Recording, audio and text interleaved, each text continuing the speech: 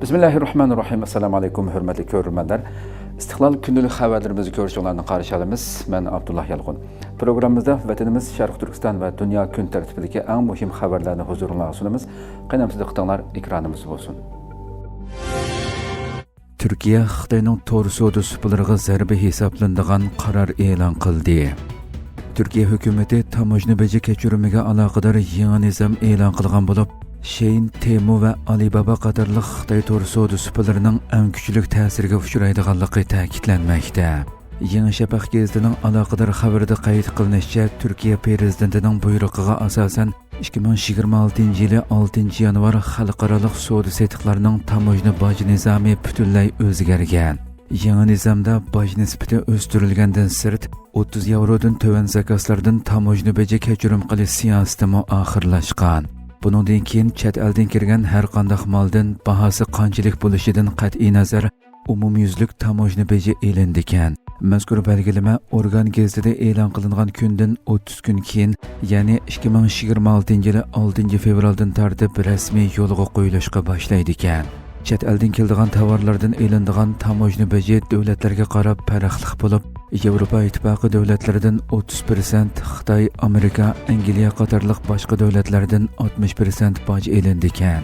Ma'lum bo'lishicha, Turkiyaning aloqador doiralari 2024-yili avgust oyida chet eldan shaxsiy import qilingan mahsulotlarning tamojna kechirimini 150 yevrodan 30 yevroga tushirgan bo'lib, navbatda bu kechirim sizliqimi amaldan qoldirilgan. Qonliq majburiy emgakka chetilgan va navbatda arzon bahosi orqali faqat Turkiyaning emas, barliq davlatlarning bozorini tugidak egallayotgan Temu, Shein, Alibaba qatorliq Xitoy to'r savdo suplarining bu qarorning eng zo'r ta'siriga uchraydiganligi analizchilar tomonidan o'tirg'a qo'yilmoqda. Yaqinqi yillarda Yevropa ittifoqi davlatlari Xitoyning arzon baholiq to'r savdo suplarining ig'ir ziyniga uchrab kelgan bo'lib, aloqador sonliq ma'lumotlarda ko'rsatilishicha, 2024-yili Yevropa ellariga import qilingan 4 milliard 600 million dona kichik tipdagi pochta yo'llanmasining 91% Shein, Temu qatorliq to'r suplari vositasi bilan Xitoydan kelgan. Bu sababli Yevropa ittifoqi komiteti bultur qimmati 150 yevrodan oshmaydigan iste'molchilarga bevosita yetkaziladigan kichik posilkalardan boj kechirim qilish siyosatini bekor qilish haqidagi taklif loyihasini o'tirg'a qo'ygan edi. Trump ko'plagan xalqaro organlardan chekinadigan farmon imzoladi. Amerika prezidenti Donald Trump Amerikaning xalqaro organlar va BDTga qarashli organlardan chekinib chiqishini nishon qilgan bir farmonni imzoladi. Oqsaroy Trumpning farmoniga asosan Amerikaning o'z manfaatiga xizmat qilmaydigan jami 66 organdan chekinib chiqadiganligini, bularning orasida BDTga qarashli bo'lmagan 35 organ va BDTga qarashli bo'lgan 31 organ borligini jakarladi. Oqsaroy mazkur organlarning tizimligini oshkorlamagan bo'lsa-mu, lekin bularning Amerikaning egilik huquqiy va iqtisodiy kuchiga zid bo'lgan radikal klimat siyosatlarini, yer shari xarakterlik boshqarish va ideyaviy programmalarni qo'llaydiganligini bildirdi. Bayonotda Amerika a'zo bo'lgan yoki taraf bo'lgan barliq xalqaro hukumatlar aro tashkilotlar to'xtamnomalar va kelishimlarni qayta ko'zdan kechirish natijasida bu qadamning besilganligi o'tirg'a qo'yildi.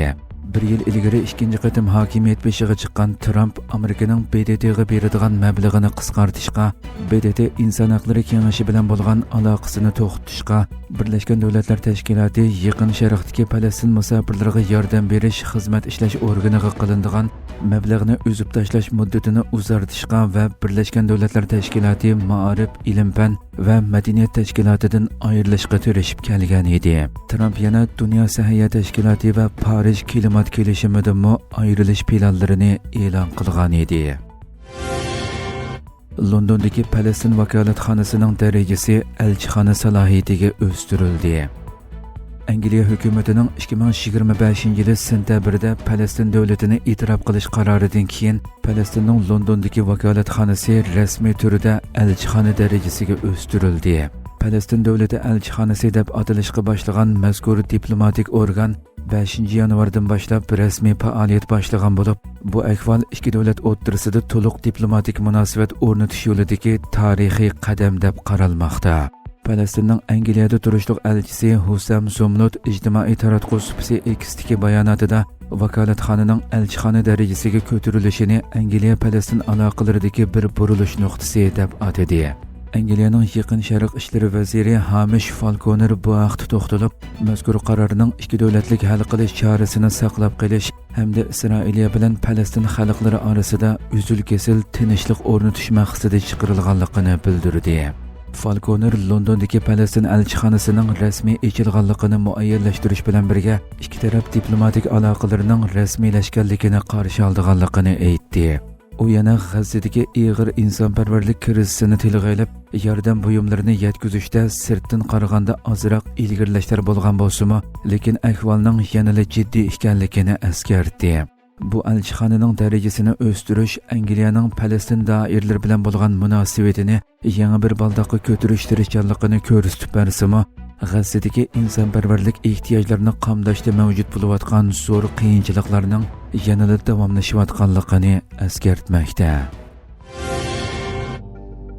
Hurmatli ko'ruvchilarimiz, shunday qilib bugungi xabarlarimiz mush yerda oxirlashdi.